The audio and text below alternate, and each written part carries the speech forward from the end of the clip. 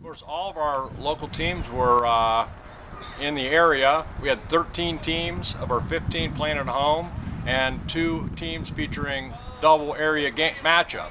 So we didn't have to travel too far, and it was a pretty interesting opening week. There were some winners and some losers. Yeah, Chippewa beat Mapleton 47-7. Nice debut for new coach Mike Boley. And the Chips had only won 1 game in the last 3 years. Loudonville 48, Smithville 6, Northwestern 50, Crestview 21, Malachi Noletti and Tyler Smith. Huge opening games for them. Norwayne 47, Wellington 7. All Joe Dreyer did was pick up on his record-setting year by going 16 for 17 passing, over 300 yards. Orville 42, John Marshall 6. They got their first win on their turf at Heartland Field after a real down year last year. West Holmes 54, Triway 35. Lane Perrone 267 yards rushing, 4 touchdowns behind a line that was supposed to be real green, but obviously they're starting off strong. It was nice to see Waynedale after winless season. They beat Tusky Valley 18-8 as Ren Weaver topped 200 yards rushing and got 2 touchdowns, Mike. On the flip side of that, Aaron, Dalton lost 35-28 to Garraway. The Bulldogs looking to bounce back and get back to where they used to be. Manchester 8, Hillsdale 6. Hillsdale loses a heartbreaker in a real slugfest. Their star running back Corbin Major's been a little dinged up with a bad ankle. Worcester had another bad opener under Doug Haas, getting manhandled by Medina Highland, really on both sides of the ball. I think you got to credit Highland. That's going to be a pretty good football team, I think, this year. And a lot of the kids from Worcester were just getting their first taste of Friday night action. She touched on Triway. They basically got run over last week by West Holmes, but they should be a little bit better this week. And I know that they're going to want to eliminate the turnovers. They had 4 interceptions. Rittman, not only did Rittman lose a winnable game against Akron North 42-34, they also lost senior running back Zach Vaughn real early in that game, and you hate to see that happen to anybody, especially a senior. And finally, Smithville went down to Loudonville and got beat 48-6. For the Smithies, they're about as green as their uniforms. Not much senior experience on that squad. It could be a learning season for them, and they have one of the toughest non-league schedules. Well, let's turn our attention to week 2. Of course, the marquee matchup is going to be Orville and Triway. The Red Riders, Mike, lead the all-time series 34-7. But Triway got a rare win last year when they spoiled Orville's turf debut.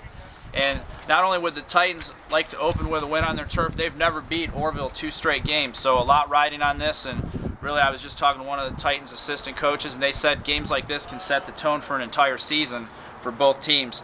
Let's take a break, and when we come back, we'll get some comments from Triway head coach Tony Lee and also senior two-way performer Cal Huffman on their thoughts on this big game. Triway senior guard, inside linebacker Cal Huffman. And Cal, can you just talk a little bit about how excited you guys are to be hosting Orville, playing on your new turf, and the chance to beat them 2 years in a row? It's definitely a great game we're going to be playing in this week, game 2. And it's my senior year, so I hope we do a great job this week. And it's definitely a great team to break the turf in on Orville week. What do you think are the biggest keys? I guess, first of all, how did you beat them last year, and what do you need to do this year to repeat that? We just need to play assignment football and make sure no mistakes and play our hardest. Okay, well, this has been Cal Huffman from Triway. Cal, good luck Friday. Thanks. Hi, we're here at beautiful Jack Miller Field at Triway High School as the Titans behind us are getting ready to take on Orville this Friday night. Talking with Titans head coach Tony Lee. And Tony, before we talk about this week's game and the beautiful facility you've got here now, we've got to touch a little bit on last week. You guys went down to West Holmes, and you knew what was kind of coming from them, a rushing attack, and really couldn't do anything to stop it. I mean, what do you take away from that game? Yeah, I'll take away that, we weren't very physical. We didn't tackle very well. We made a lot of mistakes defensively, some kids doing their own thing. And when those 3 things are combined, you're not going to stop a team as good as what they are. They got 3 of the best backs probably we'll see all year.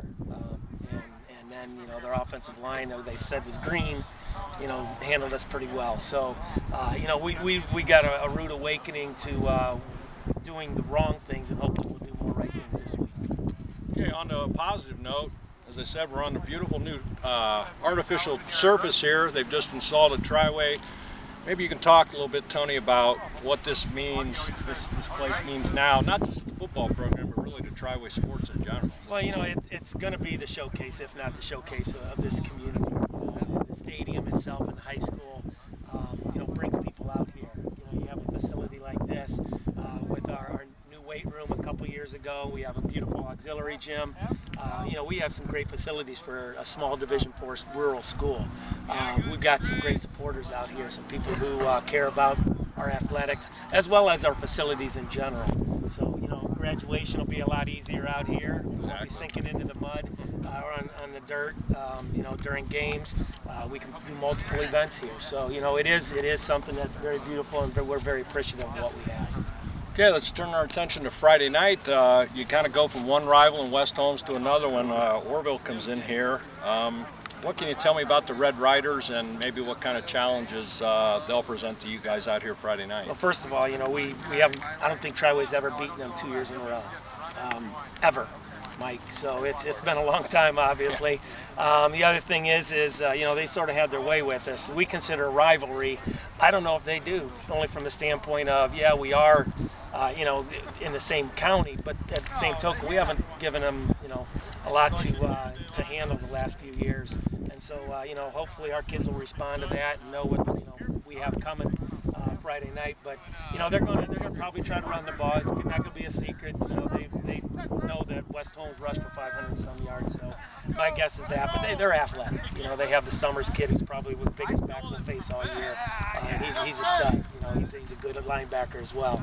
And they got some other kids. You know, if the kid's healthy, he's a challenge in itself too. So, you know, they got the same you know, Red Rider tradition of you know, expecting to win, and hopefully, you know, we can turn the tables this year here. Okay, thanks a lot, Tony, and best of you. luck Friday. Welcome back to the Daily Records High School Football Insider, Week 2. We're at Triway's Jack Miller Field. The site of this week's game between the Orville Red Riders and the Triway Titans. And Aaron, last week, Orville, real quick, Orville snapped a long 9-game losing streak, which seemed like 99 to them, and got their first win on their own turf. A real solid debut out of junior running back Keontae Owens, who rushed for a couple touchdowns, had a nice big game. And they really didn't have to do too much more to beat John Marshall. I'm sure they were saving some things for the Titans, but it was a good positive outcome for the Red Riders. As far as Triway, obviously back here they're practicing behind us. They're trying to fix their run defense. They gave up over 500 yards to probably one of the best rushing teams we'll see in West Holmes. So they're going to fix that a little bit. And I would expect Parker Carmichael and his young wide receiving core to kind of improve on their performance last week. And they always say, Aaron, the teams show a lot of improvement from week 1 to week 2, so we should see that maybe from both squads Friday. Yeah, I would agree. A lot of chances to get better in week 2. Let's take a look at run through the rest of the matchups this week real quick. Chippewa visits Waterloo, Dalton at Tuslaw, great backyard rivalry, Hillsdale at Bucyrus, Northwestern at Black River, Norwayne at CVCA, Rittman at Grove City Christian, Mogador at Smithville, Ridgewood at Waynedale, Cloverleaf at Keystone, Crestview at Loudonville, West Holmes at Riverview, Worcester at Wadsworth. I guess that Worcester at Wadsworth game is one of the ones that jumps out at me. I'll be real interested in, Mike. How does Worcester rebound? Coach Haas said, you know, they can either let last week's blowout loss define them and feel sorry for themselves, or they can really work to get better than that. The Generals also going to be helping to open a new turf field at Wadsworth. I hear it's really nice up there at that stadium. I'm also kind of interested to see how Waynedale does against Ridgewood. Ren Weaver, Reed Stanley, Matt Cottrell, some of the top performers as they snapped that win in the season last year. Yeah, and Ridgewood is a perennial small school power, so that's a really good matchup for the Golden Bears. Aaron, I'm interested in a couple games. Northwestern makes a short trip over to Black River. Last week, the Huskies had a 29-point third quarter behind their big 1-2 punch of quarterback Malachi Noletti and running back Tyler Smith. So they're going to score some points, but they're going to want to shut down Black River's Andrew Vaughn. ran for 340 yards last week in their victory over Western Reserve. So I'm sure Huskies coach Mike Duke going to have his defense centered around stopping him. And then I think another game, Chippewa going up to Waterloo under their first-year coach Michael Boley, who was at Waterloo last year. If the Chips could win that one, Aaron, you know, they only won one game the last 3 years. They're already 1-0. If they could go 2-0 into their Week 3 game with Tuslaw, I think you could see some excitement. Maybe they win that game to go 2-0, and they have a ticker tape parade through downtown Doylestown for Coach Boley. Yeah, wouldn't that be something if Chippewa and Waynedale, after combining for one win last year, could both start 2-0? Well, that's a quick look at this week's games. And as always, thanks for watching. We'll see you next week. Make sure you read all about Friday night's games on our Saturday Daily Record Sports Extra.